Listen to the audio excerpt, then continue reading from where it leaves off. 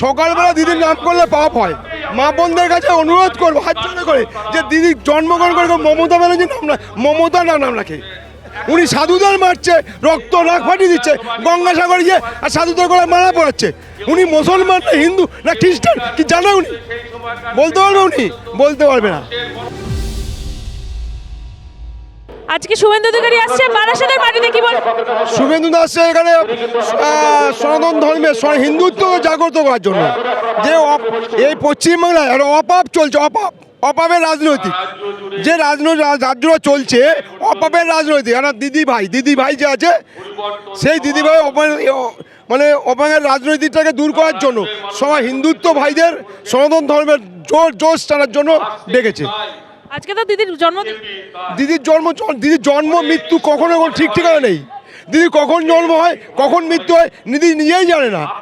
দিদি একবার ডাক্তার, দিদি একবার সাহিত্যিক, লেখক, দিদি অনেক কিছু। দিদি কোনটা কিনে বলুন তো? দিদি কোনটা না? ডবল চাকরি দিচ্ছে, তার জন্য 26,000 লোকের রাস্তায় বসেছে। দিদি কোনো ঠিকানা নেই তো। আজকে উনি সাধুদের মারছে, রক্ত নাক ফাটিয়ে দিচ্ছে গঙ্গাসাগরে গিয়ে, আর সাধুদের গলায় মারা পড়াচ্ছে। উনি মুসলমান না হিন্দু না খ্রিস্টান কি জানে উনি? বলতে পারবে উনি? বলতে পারবে না। উনি নিজের ঠিকানা নেই, কখন কি বলেছে নিজেই জানে না। বলুন তো, সিএ যে নাগরিকত্ব অ্যামেন্ড করেছেন ভারত সরকার, ওটা নিয়ে 2002 সালে ছুড়ে দিয়েছিলেন স্পিকারের মুখে। তা কী করতে পারে উনি? দিদি কিছুই করতে পারে না। দিদি শুধু নাটক করতে পারে, আর কিছু করতে পারে না। তার বিকল্প হিসেবে শুভেন্দু হিন্দুত্ব লড়াই দিচ্ছে, সনাতনের লড়াই দিয়ে পশ্চিমবাংলা জাগ্রত করছে। সেই জন্য শুভেন্দু আসছে। 26-এ শুভেন্দু অধিকারীকে দেখতেছেন মুখ্যমন্ত্রী হিসাবে? মুখ্যমন্ত্রী ভারতীয় জনতা পার্টির ব্যাপার।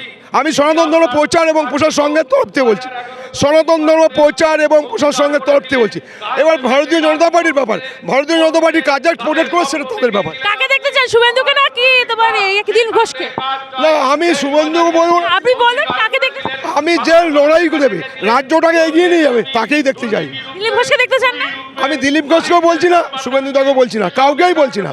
যাকে যে লড়াইয়ের ময়দানে থাকবে তাকে, যে রাজ্য ভালো চালাবে, যে ছেলে মেয়েদের কাজ দেবে, তাদের নিজের জন্য নয় দেশের জন্য বলিদান দিতে হবে, সেই তাকে নিয়ে তাকে দেখতে চাই। দিলীপ ঘোষ তো গিয়েছিলেন মমতা বন্দ্যোপাধ্যায়ের ডাকে দীঘাতে।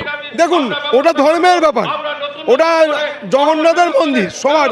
একটা দেখুন 3টে ধাম আছে, তার মধ্যে একটা ধাম জগন্নাথ ধাম।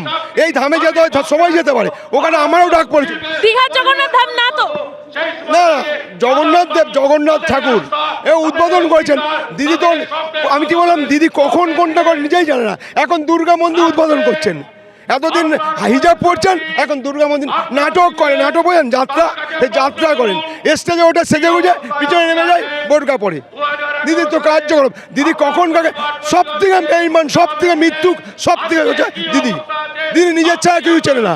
দিদির নিজের ছাড়া, নিজের ভাইপো ছাড়া কিচ্ছু চেনে না। জন্মদিনের উইশ করুন, আজকে দিদির জন্মদিন।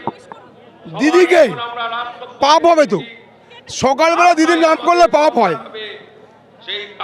মা বোনদের কাছে অনুরোধ করবো হাত জোড় করে যে দিদি জন্মগ্রহণ করে মমতা ব্যানার্জি নাম না, মমতা নাম রাখে। আজকে মুখ্যমন্ত্রী বলে কথা, উইশ করুন।